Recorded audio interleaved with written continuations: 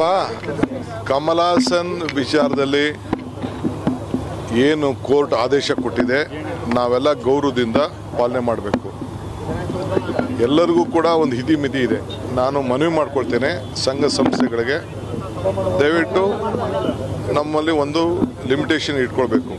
I appeal to all the Kannada activities, please be calm, we should respect the court.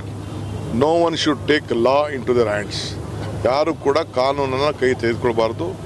ನಮ್ಮ ಕರ್ನಾಟಕ ರಾಜ್ಯ ಯಾವಾಗಲೂ ಕೂಡ ಶಾಂತಿಯ ಪ್ರಿಯವಾದಂಥ ಇದು. ಅವ್ರ ಅಭಿಪ್ರಾಯ ಹೇಳೋದು ತಪ್ಪಲ್ಲ, ಅವ್ರ ಅಭಿಪ್ರಾಯ ಹೇಳೋಕ್ಕೆ ನಾವು ಅವಕಾಶ ಕೊಟ್ಟಿದ್ದೇವೆ.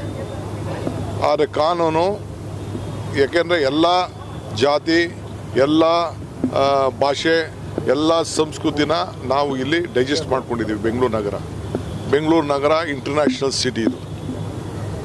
ಬೆಂಗಳೂರು ನಗರ ಎಲ್ಲರಿಗೂ ಬೇಕಾದಂಥ ಸಿಟಿ.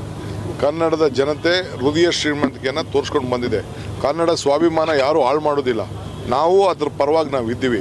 ಬಟ್ ನ್ಯಾಯಾಲಯಕ್ಕೆ ನಾವು ಗೌರವ ಕೊಡಬೇಕು.